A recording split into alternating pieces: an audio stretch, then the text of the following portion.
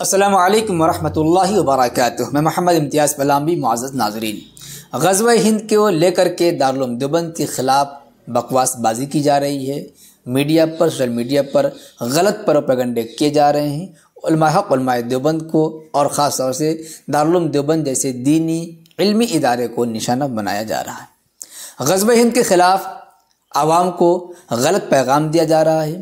غزوہ ہند کو لے کر کے عوام کو بیوقوف بنایا جا رہا ہے، عوام کو ابھارا جا رہا ہے، مسلمانوں کے خلاف بھڑکانے کی کوشش کی جا رہی ہے۔ غزوہ ہند کے متعلق دارالعلوم دیوبند کی ایک موقر علمی شخصیت حضرت مولانا عبدالحمید نعمانی صاحب نے کیا باتیں کہی ہیں، ہم آپ کی خدمت میں پیش کرنے جا رہے ہیں۔ مولانا عبدالحمید نعمانی صاحب وہ شخصیت ہیں جو دارالعلوم دیوبند میں ہندوازم پر محاضرہ پیش کرتے ہیں، اس لیے اس سلسلے میں ان کی باتیں بہت ہی اہمیت کی حامل ہوتی ہیں۔ اس لیے مولانا عبدالحمید نعمانی صاحب نے غزوہ ہند کے متعلق کیا باتیں کہی ہیں، ہم آپ کی خدمت میں پیش کرنا چاہتے ہیں۔ امید ہے کہ ان باتوں کو سن کر کے باتیں سمجھ میں آ جائیں گی، غزوہ ہند کے متعلق جو غلط فہمیاں ہیں وہ غلط فہمیاں بھی دور ہو جائیں گی۔ دیکھیں، یہ ملت ٹائمز ویب سائٹ ہے، اس میں مولانا عبدالحمید نعمانی صاحب کا مضمون چھپا ہوا ہے۔ اس مضمون کو ہم پڑھ کر کے آپ حضرات کی خدمت میں پیش کرنا چاہتے ہیں تاکہ آپ کو سمجھنے میں آسانی ہو سکے۔ پھر وہی بات دہراؤں گا کہ زبان میری ہے، بات ان کی۔ مولانا عبدالحمید نعمانی صاحب غزوہ ہند کے متعلق کچھ باتیں کرنے کے بعد فرماتے ہیں کہ غزوہ ہند کی روایات احادیث و سیر کی کئی کتابوں نسائی، مسند امام احمد، سنن سعید بن منصور، مستدرک حاکم، مسند بزار، حلیۃ الاولیاء، سنن بیہقی، تاریخ بغداد وغیرہ میں حضرات ابو ہریرہ اور ثوبان رضی اللہ عنہما سے مروی ملتی ہیں۔ اس سلسلے کی کچھ روایات صحیح، کچھ حسن، کچھ ضعیف ہیں، لیکن کسی روایت کا وہ مصداق و معنی نہیں ہے جس کا موجودہ ہند میں کسی غزوے سے تعلق ہو اور اس کے غیر مسلموں سے جنگ کر کے زیر و اسیر کرنے کی بات ہو۔ غزوے کا پہلا حصہ ماضی میں کئی بار مختلف ادوار میں پورا ہو چکا ہے۔ باقی قیامت کے قریب ایک گروہ دجال اور اس کے ساتھیوں کے خلاف حضرت عیسیٰ علیہ السلام کے ساتھ ہو جائے گا۔ موجودہ آئین والے بھارت میں غزوہ اور جہاد کے لیے شرعی طور سے کوئی گنجائش نہیں ہے۔ جہاد ہمیشہ خود مختار ریاست کے زیر انتظام ہی اس ملک سے ہو سکتا ہے جس سے معاہدہ نہ ہو۔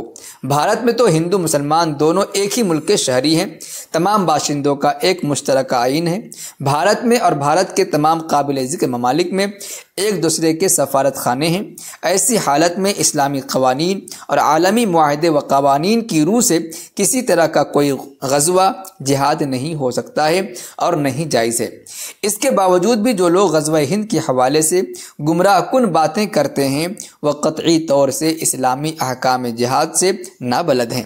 مدارس کے تعلیم یافتہ افراد کو اچھی طرح معلوم ہے کہ غزوہ ہند کا کیا مطلب و مصداق ہے۔ معتبر مدارس خصوصاً دارالعلوم دیوبند وغیرہ کا کسی قابل ذکر تعلیم یافتہ کا کسی غزوہ ہند میں شامل نہ ہونے کا مطلب بہت صاف ہے۔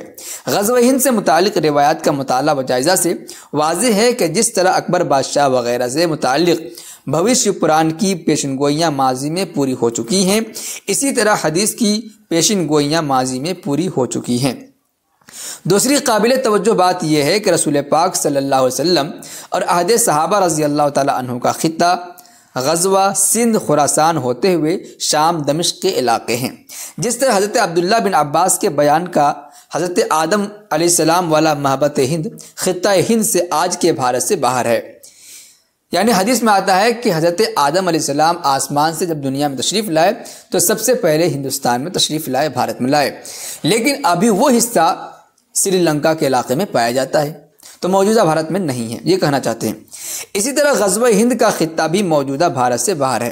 بھارت کے مدارس اور علماء خصوصاً دارالعلوم دیوبند کے فیض یافتگان ہمیشہ اپنے وطن کے ساتھ کھڑے رہے ہیں۔ ماضی سے حال تک مسلم سماج کی اپنے وطن سے وابستگی و وفاداری شک و شبہ سے بالا تر رہی ہے۔ اس وابستگی و وفاداری کو دارالعلوم دیوبند مضبوط و مستحکم کرنے اور بڑھانے کا کام کرتا رہا ہے۔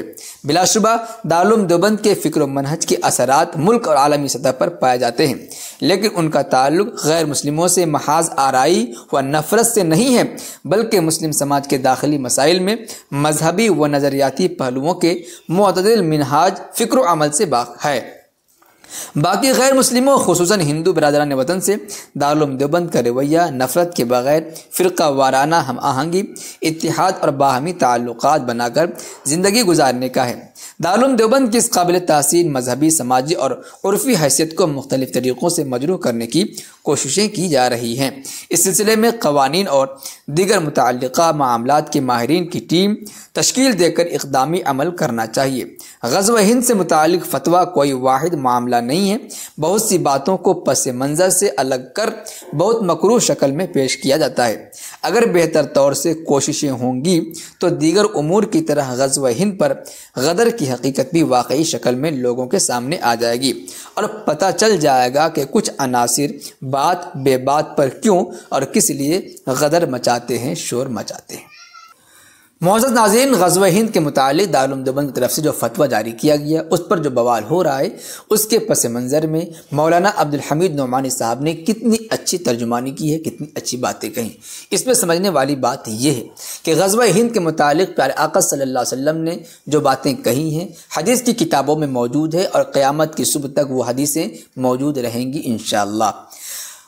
اس حدیث کا مصداق کیا ہے اس کا تعین نہیں ہو سکا ہے، لیکن یہ کہا جا سکتا ہے کہ آج سے 700 سال پہلے جو مسلم حکمران آئے اور جو غزوات کی باتیں ہوں، جن پیشن گوئیوں کی بات کہی گئی ہیں، ایک بات تو یہ ہے کہ وہ تمام چیزیں ہو گئی ہیں۔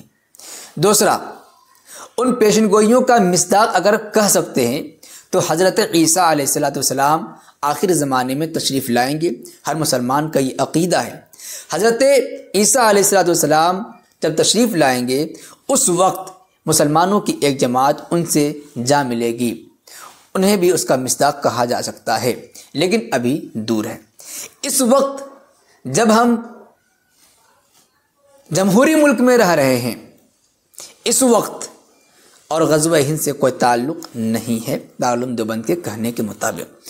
اس لیے آج کی حالت پر اس حدیث کو فٹ کر کے غزوہ ہند کا نام لے کر کے مسلمانوں کے خلاف نفرت انگیزی کرنا، مسلمانوں کے خلاف بھڑکانا بالکل بھی درست نہیں ہے۔ غزوہ ہند کی حدیثیں بالکل صحیح ہیں، ان کا مصداق کیا ہے وہ غیر متعین ہے۔ اگر یہ کہیں کہ ہو چکے ہیں تو بھی اچھی بات ہے، کوئی حرج کی بات نہیں ہے، اور اگر کہیں کہ وہ باقی ہیں تو اس کا مصداق حضرت عیسیٰ علیہ السلام کا زمانہ ہے۔ لیکن ابھی موجودہ زمانے سے غزوہ ہند کا کوئی تعلق نہیں ہے، جیسا کہ آپ نے تفصیل میں سن لیا کیوں، کیسی حکومت ہونی چاہیے، اب کب غزوہ کیا جاتا ہے، وہ ساری تفصیلیں آپ نے سن لی ہیں۔ اس لیے غزوہ ہند کا نام لے کر کے عوام کو بیوقوف بنانا، عوام کو ابھارنا، علماء کے خلاف یا مسلمانوں کے خلاف بھڑکانا بالکل درست نہیں ہے۔ یہ ملک کو برباد کرنے والی باتیں ہیں، ملک میں نفرت پھیلانے والی باتیں ہیں۔ معزز ناظرین، اس سلسلے میں آپ حضرات کیا کچھ کہنا چاہیں گے کمنٹ باکس میں ضرور لکھیں، ویڈیو کو لائک کرنے کے ساتھ خوب شیئر کریں تاکہ دنیا تک یہ حقیقی اور سچا پیغام پہنچ سکے۔ شکریہ، جزاک اللہ۔ السلام علیکم ورحمۃ اللہ وبرکاتہ۔